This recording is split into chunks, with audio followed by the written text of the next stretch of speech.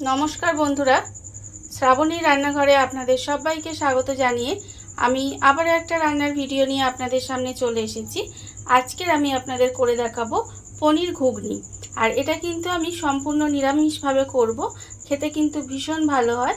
তাহলে চলুন এই পনির ঘুগনিটা আমি কিভাবে বানাই সেটা আপনারা একবার দেখে নিন। পনির ঘুগনি বানানোর জন্য প্রথমে আমি এখানে গ্যাসটা অন করে একটা কড়া বসিয়ে দিয়েছি। আর কড়ার মধ্যে দিয়ে দিয়েছি আমি সর্ষের তেল। এখানে প্রায় 4 চামচের মতো আমি সর্ষের তেল দিয়েছি।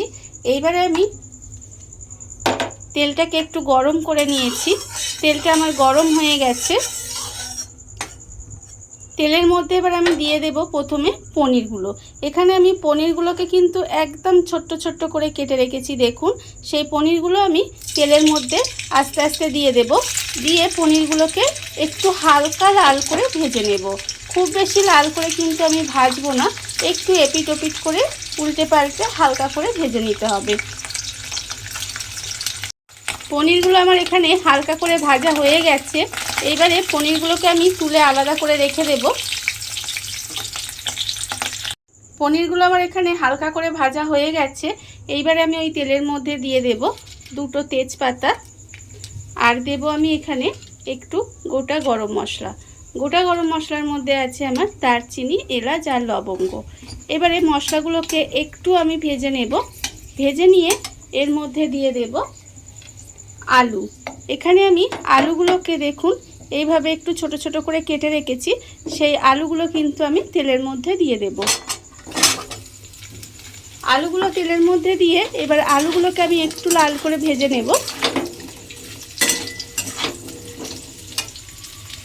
আলুটা আমার এখানে লাল করে ভাজা হয়ে গেছে। এইবারে আমি এর মধ্যে দিয়ে দেব মটর। এখানে আমি মটরটা প্রায় 4 থেকে 5 ঘন্টা জলে ভিজিয়ে রেখেছিলাম। সেই মটরটা আমি জল থেকে তুলে নিয়েছি। এবারে আমি এর মধ্যে মটরগুলো দিয়ে দেব। মটরগুলো দিয়ে মটরটাও কিন্তু এভাবে তেলের মধ্যে একটু ভেজে নেব।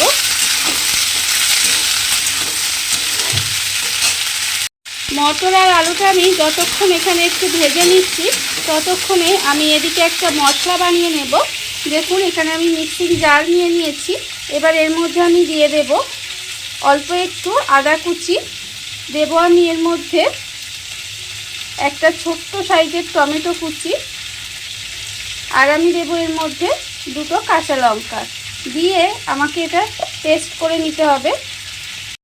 মশলাটা আমার এখানে রেডি হয়ে গেছে। আর দেখুন, এখানে আলু আর মটরটাও কিন্তু আমি ভালো করে ভেজে নিয়েছি। এইবারে যে মশলাটা আমি এখানে বানিয়ে রেখেছি সেই মশলাটা আমি এর মধ্যে দিয়ে দেব। মশলাটা আমি এর মধ্যে দিয়ে দিলাম। দিয়ে এবার খুব ভালোভাবে একটু কষিয়ে নেব।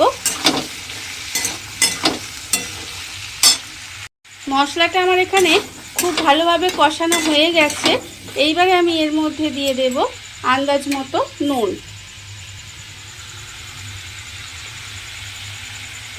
এখানে আমি আন্দাজ মতো নুন দিয়ে দিলাম।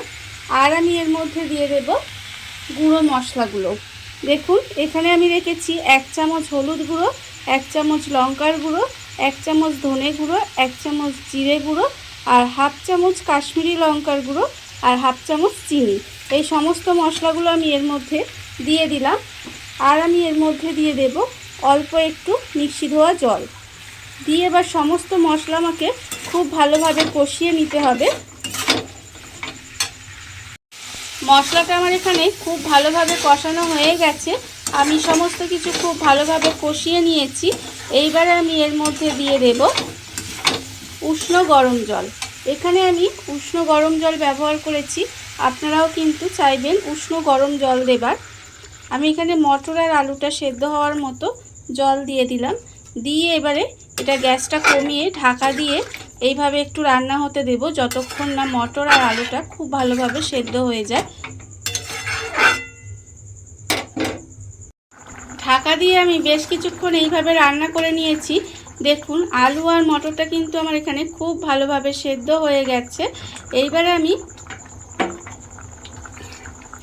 এর মধ্যে দিয়ে দেব যে পনিরগুলো এখানে ভেজে রেখেছিলাম সেই পনিরগুলো কিন্তু আমি এর মধ্যে সব দিয়ে দেব। পনিরগুলো দিয়ে এবারে আবারও কিছুক্ষণ এইভাবে একটু রান্না হতে দেব। পনিরগুলো দিয়ে আমি আবারও কিন্তু প্রায় মিনিট 10 মতো একটু রান্না করে নিয়েছি। রান্নাটা আমার এখানে প্রায় হয়েই এসেছে।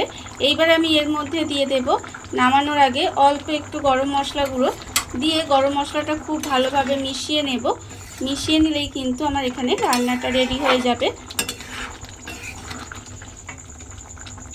দেখুন বন্ধুরা, বাড়িতে থাকা কত অল্প উপকরণ দিয়ে কত অল্প সময় কত সুন্দর একটা পনির ঘুগনি রেডি হয়ে গেছে, আপনারা দেখতেই পেলেন। এটা কিন্তু রুটি, লুচি, পরোটা যে কোনো কিছুর সাথে খেতে ভীষণ ভালো লাগে। আপনারা একবার হলেও বাড়িতে বানিয়ে দেখতে পারেন। আর এই ভিডিওটা যদি আপনাদের ভালো লেগে থাকে, আপনারা যদি ফেসবুক থেকে দেখে থাকেন পেজটি ফলো করে দেওয়ার অনুরোধ রইল। আর যদি ইউটিউব থেকে দেখে থাকেন চ্যানেলটি সাবস্ক্রাইব করে নেওয়ার অনুরোধ রইল। তাহলে চলুন ভিডিওটা আমি এখানেই শেষ করছি। আপনারা সবাই ভালো থাকবেন, সুস্থ থাকবেন। আবারও হাজির হব নতুন কোনো রান্না নিয়ে।